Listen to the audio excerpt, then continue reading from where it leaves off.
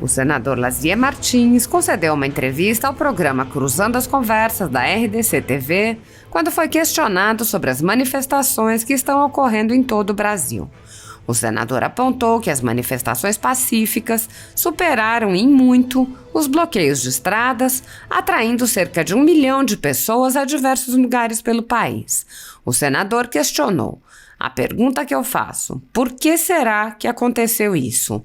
Alguém lembra em alguma vez na história do Brasil a eleição de um presidente da República ter motivado protestos sequer parecidos como esse de agora? Eu nunca tinha visto na minha vida, nunca, nem parecido. Por que será que isso está acontecendo?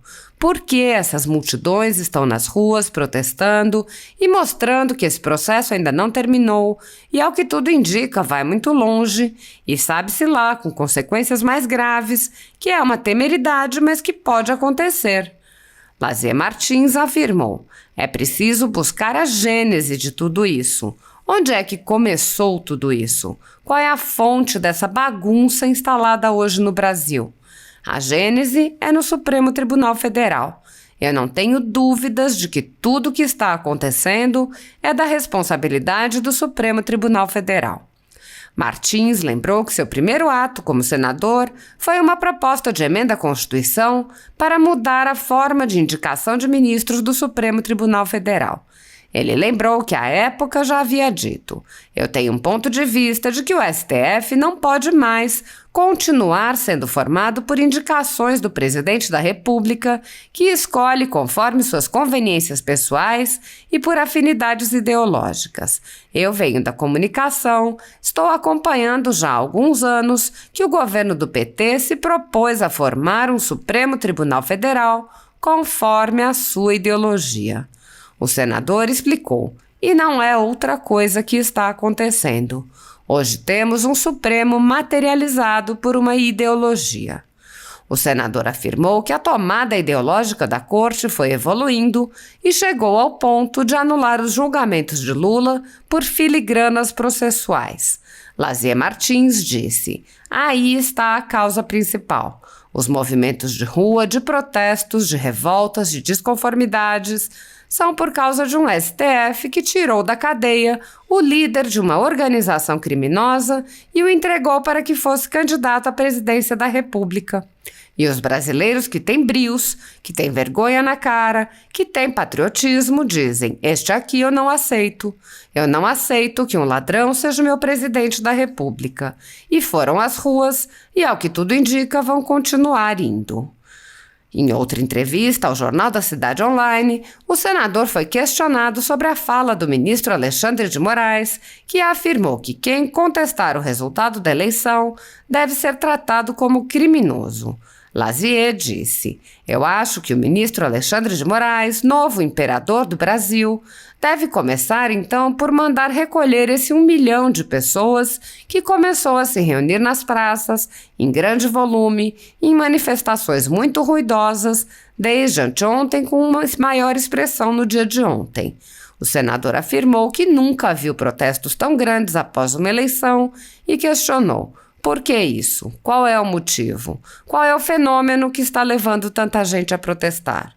O senador respondeu: é a indignação, a revolta e a vergonha, porque acaba de ser eleito presidente do Brasil um delinquente, que há bem pouco tempo estava preso, condenado por 3 instâncias, 9 magistrados, porque foi o chefe de uma organização criminosa que deu desfalques, que deu saques na Petrobras, no BNDES, nos fundos de pensão, no Banco do Brasil, na Caixa Econômica Federal, que patrocinou obras monumentais no exterior, com verbas do BNDES, quando aquelas verbas eram urgentes e importantes para obras no Brasil. Mas ele preferiu agradar os países subscritores do famoso Foro de São Paulo, que tem muito a ver com esses acontecimentos que se sucedem já há mais ou menos 20 anos e que pretendia estabelecer na América Latina uma nova república socialista depois do fechamento da União das Repúblicas Socialistas Soviéticas. E aí começaram por Cuba, que foi o modelo, seguiram pela Venezuela, pela Bolívia, pela Nicarágua, que hoje é a maior ditadura, a mais violenta dos últimos tempos, o Chile, o Peru, a Argentina, a Colômbia e finalmente chegaram ao grande líder da América Latina, que é o Brasil. Isso tudo é um processo. Só não sabe quem não acompanha, quem não foi olhar nos livros, foi pesquisar como é que começou o Foro de São Paulo, lá em 1990, numa reunião de Fidel Castro, Hugo Chávez, Lula e tantos outros, e foi um projeto que está se consolidando agora. E é contra isso que uma multidão de brasileiros, milhões de brasileiros, contestam, porque sentem a ameaça de uma cubanização do Brasil, uma nova Venezuela. Lazier Martins afirmou que a ameaça do ministro Alexandre de Moraes não chega a causar estranhamento. Ele disse: "Eu não estranho, porque o Alexandre de Moraes tem sido protagonista de toda a sorte de violências no país, da Constituição. Então, mais uma não faz muita diferença. Por isso, eu sou um dos autores do pedido de impeachment, registrado no Senado há mais de um mês, mas que o senhor Rodrigo Pacheco não tem o menor interesse em cumprir o rito e mandar para a mesa do Senado avaliar o seu cabimento ou não." O senador lembrou que o único órgão que pode conter o ativismo judicial é o Senado. Ele disse: "O ativismo judicial só pode ser elidido pelo Senado Federal, mas, lamentavelmente, por omissão ou por conivência, o Senado não tem cumprido esse papel. Chegamos agora ao ápice. A coisa começou bem lá atrás, onde teve como ponto culminante a descondenação do Lula. Até ali, valia a prisão após condenação em segunda instância. Como Lula foi preso depois de condenações em 3 instâncias, o Edson Fachin, um dos responsáveis por esse estado de coisas, tratou de libertar aquele com quem sintonizava ideologicamente e que era o padrinho, junto com a Dilma, de 7 atuais ministros do Supremo. Tratou de colocá-lo em liberdade e catapultá-lo para a presidência da República. Daí a indignação. Tem muita gente dizendo que tinha que ter agido na época. Mas fazer o que na época? A perplexidade foi tão grande que a população brasileira ficou atônita, sem saber o que fazer. A população não percebeu que vinha se instalando desde 2003, quando Lula assumiu o governo federal, vinha se instalando paulatinamente uma doutrina socialista no Brasil. O Edson Fachin, inclusive, foi propagandista, cabo eleitoral da Dilma. E aí se consolidou com esses atos de agora. Esse conjunto de acontecimentos, esse caldo de agitação, de repulsa, é porque ninguém admite hoje que um condenado, que um usurpador dos recursos financeiros do Brasil, seja o presidente da República, ao mesmo tempo em que revolta, envergonha. O senador questionou a postura do TSE na condução das eleições, apontando: "Estamos vivendo há muito tempo uma escalada de atos, procedimentos tendenciosos objetivos no sentido de devolver o poder ao Lula, coisa que agora se consolida. E a população que não acompanha essas coisas, tem seus compromissos, seu trabalho, votou no Lula. E agora nós temos esse estado de coisas aí. Um presidente da República que não é aceito pela metade do Brasil e que, por outro lado, uma série de empresas de comunicação vem dando força ao eleito." Ele acrescentou: "O Alexandre de Moraes não tem o menor interesse em mandar investigar porque venceu o candidato deles. E aqueles que discordam não estão mais lá. O Marco Aurélio Mello, imagine um ex-ministro do Supremo, teve vedado um pronunciamento. Chega a esse ponto a censura violenta que está acontecendo no Brasil." Questionado sobre declarações de Lula e de sua equipe sobre as polícias, o Exército e alterações na Constituição, Lazier Martins disse: Isso é de chorar. Estou rindo, mas tenho vontade de chorar.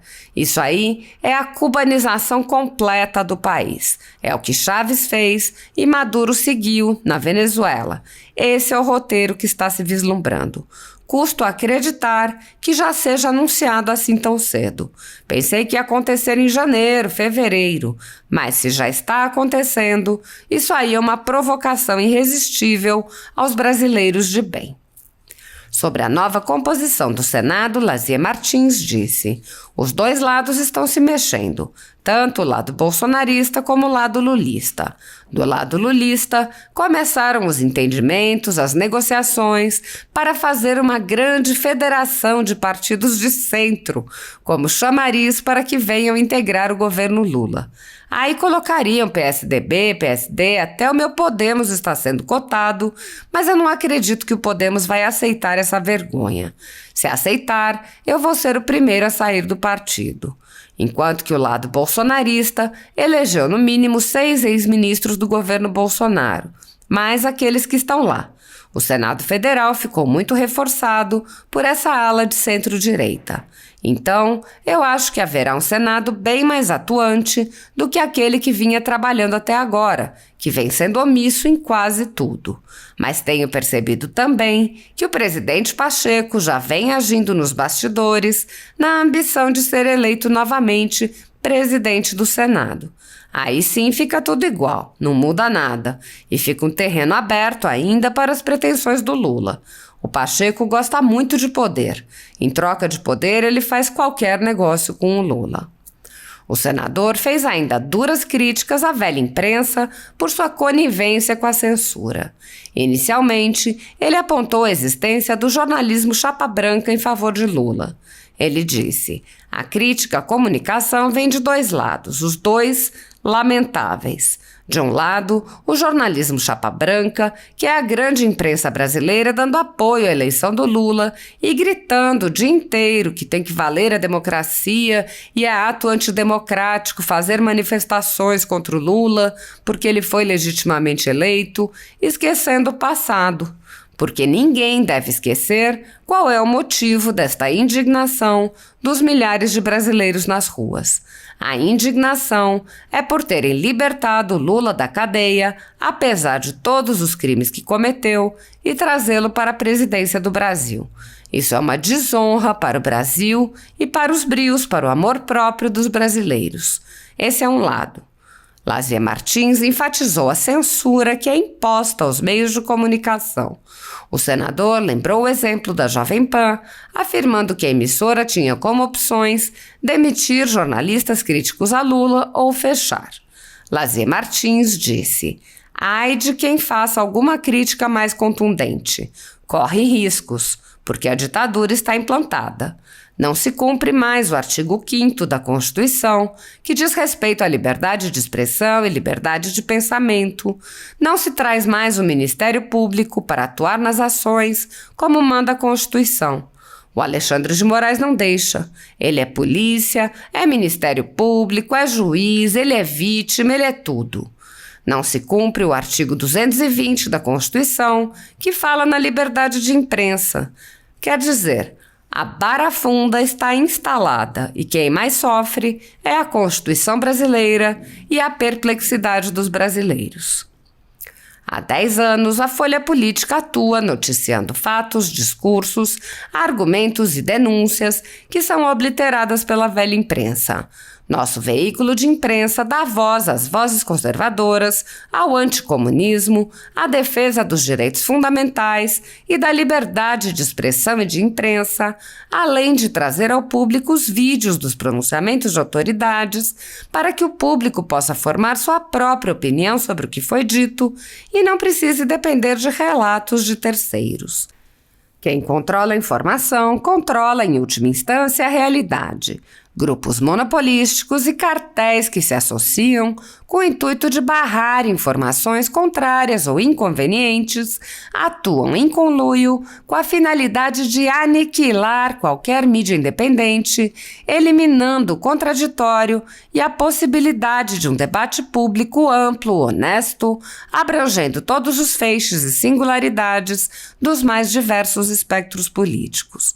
Controlando as informações, o cartel midiático brasileiro tenta excluir do debate e, em última instância, da vida pública, os conservadores e os veículos que dão voz a essas pessoas.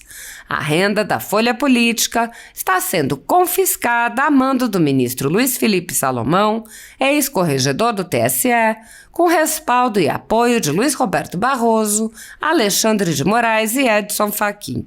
A decisão confisca, de forma indiscriminada, todas as receitas advindas do YouTube, indicando claramente que a intenção não é a de excluir conteúdos específicos, mas sim de calar o canal e eliminar a empresa. Há mais de 16 meses, toda a nossa renda é retida, sem qualquer justificativa jurídica. O atual corregedor, Benedito Gonçalves, impôs novas restrições ao canal, a pedido da coligação de esquerda que disputou a eleição. Se você apoia o trabalho da Folha Política e pode ajudar a evitar que o jornal seja fechado, doe por meio do Pix, cujo QR Code está visível na tela, ou por meio do código ajude@folhapolitica.org. Caso não utilize Pix, há a opção de transferência bancária para a conta da empresa Raposo Fernandes, disponível na descrição deste vídeo e no comentário fixado no topo. Há 10 anos, a Folha Política vem mostrando a realidade da política brasileira e quebrando barreiras do monopólio da informação. Com a sua ajuda, poderá se manter firme e continuar a exercer o seu trabalho. Pix ajude@folhapolitica.org. Olha, prezado senador Girão, senhores juristas, jornalistas, um ato como este agora precisa se multiplicar. Atos como cartas, como manifestações públicas, como manifestações parlamentares, para mostrarmos que nós estamos reagindo a esse verdadeiro estado de exceção que estamos vivendo no Brasil e, surpreendentemente, por parte de uma instituição que deveria zelar pelo cumprimento, pela observância da nossa Carta Magna. O Supremo Tribunal Federal e sua atual linha auxiliar, que é o Superior Tribunal Eleitoral. Nós estamos vendo já há bastante tempo uma precipitação de fatos de causar perplexidade pelo arbítrio, pela violação de inúmeros dispositivos constitucionais. É o artigo 5º sobre a liberdade de pensamento e de expressão, é o artigo 129 da Constituição, sobre as prerrogativas do Ministério Público que vem sendo ignorado, é o artigo 220 sobre a total liberdade da imprensa, etc. Tudo isso vem sendo atropelado pela Suprema Corte, por determinados ministros que hoje defendem uma ideologia. Hoje nós não temos um Supremo Tribunal Federal isento, imparcial, respeitado. Nós temos um Supremo Tribunal Federal aparelhado por uma ideologia política ou por conveniências, razão porque tenho inclusive aqui no Senado uma proposta de emenda constitucional desde 2015, no sentido de mudar-se o critério de indicação dos ministros da Suprema Corte, porque eles se tornam dependentes, agradecidos, ou então numa linha ideológica de quem os indicou. Até hoje não conseguimos dar andamento nessa PEC. Mas a verdade é que os últimos acontecimentos vêm se precipitando, ora censurando uma emissora de rádio tradicional, destemida como é a Jovem Pan, a Tribuna do Povo lá de Curitiba, o jornal... Gazeta do Povo. Não, esse outro. Revista Oeste. A Revista Oeste. Enfim, e isto está avançando. Daqui a pouco atinge a todos os senhores que estão aqui representando a imprensa, que terão cerceadas as suas liberdades de noticiar e de criticar. Porque muitos dos nossos colegas, e falo aqui também como jornalista que fui por décadas, já vem sofrendo estas exorbitâncias do Poder Judiciário. E o pior de tudo é que o nosso Senado Federal se mantém inerte, omisso, como se nada estivesse acontecendo. Daqui a pouco eu vou para a tribuna verberar sobre isso, sobre essa inércia do Senado Federal. E os pedidos de impeachment daqueles que ferem a Constituição não andam, vão todos para a gaveta, sem ao menos ter uma instrução normal pelo rito que estabelece a Lei 1075 de 1950. Enfim, senhores, eu não estou dizendo aqui nenhuma novidade. O que eu estou dizendo aqui é do conhecimento de todos, ainda mais dos senhores jornalistas, parlamentares e, sobretudo, os juristas que aqui estão, sabem sobejamente disso que está acontecendo. Agora, o que não pode acontecer é que continuemos alienados, equidistantes, como se nada estivesse acontecendo. E é por isso que digo o que disse na abertura. Atos como este devem se disseminar e verberarmos cada vez mais forte contra o estado de coisas que estamos vivendo. É que, resumidamente, senador Girão, é o que eu gostaria de dizer e disse. Obrigado.